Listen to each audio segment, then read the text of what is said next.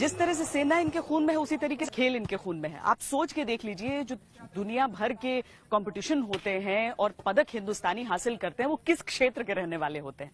वैसे भी चाहे फाइटिंग स्पिरिट की बात हो या फिर टीम स्पिरिट की, जो युद्ध के मैदान में चाहिए लगभग वही तो खेल के मैदान में भी चाहिए। जाट पारंपरिक तौर पर किसान हुआ करते थे, लेकिन वक्त की आवश्यकता के अनुसार मिट्टी की रक्षा के लिए हथियार भी उठाए और फिर एक ऐसे मार्शल रेस के तौर पर अपनी पहचान बनाई कि सेना के सर्वोच्च सिपाहियों में से एक है। जय जवान जय किसान के नारे को अगर कोई सार्थक करता है तो यही जवान है। उसमें जाट जो हैं उनका जो नाता है वो हमेशा से, सदियों से, 1795 से नहीं, सदियों से इस जमीन के साथ रहा है। और जो जमीन से प्यार करता है वो उस जमीन के लिए जान भी दे सकता है। इसके साथ ही खेल के मैदान में भी ये महारथी हैं। एक तो सेना की अनुशासित ट्रेनिंग, ऊपर से इनका अपार हुनर। जब ये मैदान पर होते हैं तो सामने वाले के लिए मुकाबला 100 गुना बढ़ जाता है। हमारे यहाँ जाट सेंटर में जैसे हमारे ये गांव देहात के आते हैं सोल्जर, और वे मिट्टी से जुड़े होते हैं, कोई पहलवानी से, कोई कबड्डी से, कोई वॉलीबॉल से, तो उनको यहाँ नेचुरल टू है ही। हमारे इस में जो हमारा हरियाणा, यूपी, पंजाब, दिल्ली के आसपास के सभी नेचुरलिटी तो है ही, और यहाँ आने के बाद उसको काफ़ी मदद मिलती है आगे बढ़ने में। और आपने देखा भी होगा हमारे जाट सेंटर वालों ने तो हर बार ओलंपिक में गए। अब इसमें पिछले ओलंपिक में भी हमारे एथलेटिक्स में भी गए थे और रेसलिंग में भी गए थे, और ऐसे हमारे हर साल बच्चे नेशनल और इंटरनेशनल पे मेडल लेके आते हैं मैडम। खासकर ट्रैक एंड फील्ड और कुश्ती में जाट रेजिमेंट के किसी भी बटालियन का प्रतिनिधित्व होता है तो इनका मेडल पक्का होता है। प्रतिस्पर्धा का यही भाव, जीत का यही जज्बा खेल के मैदान से लेकर युद्ध के मैदान तक कायम रहता है। दिलचस्प है कि खेल और युद्ध के मैदान के ये लाजवाब रणबांकुरे भोजन में शाकाहारी ही पसंद करते हैं। आप वेजिटेरियन हैं या नॉन वेजिटेरियन? वेजिटेरियन। पहलवान को मिल जाती है उतनी शक्ति? हाँ, मिल जाती है। क्या खाते हैं सुबह से? दलिया, पनीर, ये खाते हैं, केले, ब्रेड।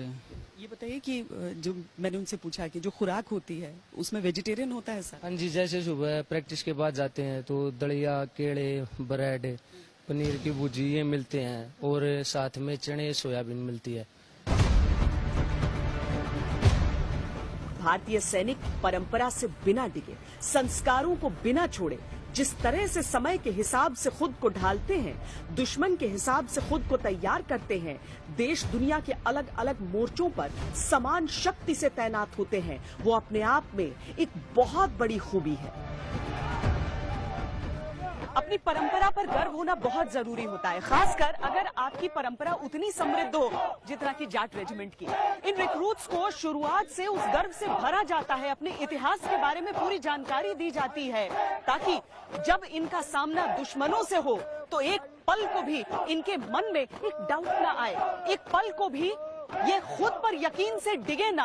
और इन रिक्रूट्स की आंखों में अगर आप देखेंगे तो चंद हफ्तों की ट्रेनिंग के बाद ही वो गर्व भरपूर इनके भीतर भर चुका है। ये मूर्ति जो आप देख रहे हैं उसे जाट रेजिमेंट के मैस्कट का दर्जा हासिल है। ये कोई काल्पनिक किरदार नहीं है, बल्कि आजादी पूर्व रेजिमेंट के सूबेदार मेजर और ऑनररी कैप्टन मौजी राम है। पूर्वी कमांड के general officer commanding lieutenant general George DS Barrow की पत्नी ने इनकी एक पेंटिंग बनाई और उनके गठीले जोशीले व्यक्तित्व से प्रभावित होकर अपनी कल्पना के जरिए उनके जवानी के दिनों की एक तस्वीर बना दी। ये बस्ट उसी आधार पर तैयार किया गया है। जाटों का जोश कुछ ऐसा रहा कि जब भी असंभव मिशन आए उन्हें ही चुना गया। महमूद गजनी 1024 में सोमनाथ मंदिर को तहस नहस करके उसके द्वार लूट कर ले गया था। अंग्रेजों के दौर में जाट योद्धाओं को ही उसे वापस लाने के लिए भेजा गया था। 1842 में बैटल ऑफ काबुल की जो आखिरी स्टेज थी, जिस टाइम काबुल को कैप्चर किया जा रहा था, उस वक्त हमारी रेजिमेंट ने उस दौरान एक बहुत इंपॉर्टेंट जो अपना रिस्पॉन्सिबिलिटी थी वो निभाई थी।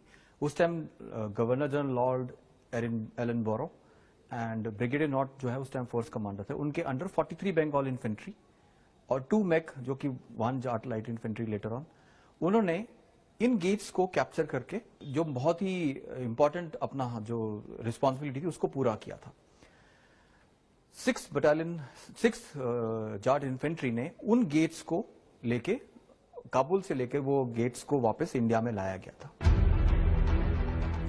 स्वतंत्रता के बाद जब भारत की अखंड तस्वीर कायम रखनी थी तो हैदराबाद में ऑपरेशन पोलो को सफल बनाने में 6 जाट की बड़ी भूमिका रही थी। इस रेजिमेंट के बटालियन इतिहास का हिस्सा बनते ही रहे हैं। 1948 में रॉयल जाट कही जाने वाली 1st जाट लाइट को लाल किले और राष्ट्रपति भवन की सेरेमोनियल बटालियन बनने का गौरव हासिल हुआ और वो लाल किले पर ध्वजारोहण समारोह में भाग लेने वाली पहली बटालियन बनी। संयुक्त राष्ट्र मिशन में भी इनकी ऐतिहासिक भागीदारी रही।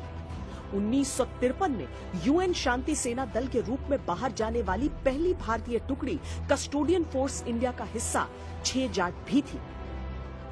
जाट रेजिमेंट उन गिने चुने रेजिमेंट्स में शामिल है जो नौसेना के युद्धपोत INS त्रिशूल और एयरफोर्स के सुखोई स्क्वाड्रन से अफिलिएटेड है।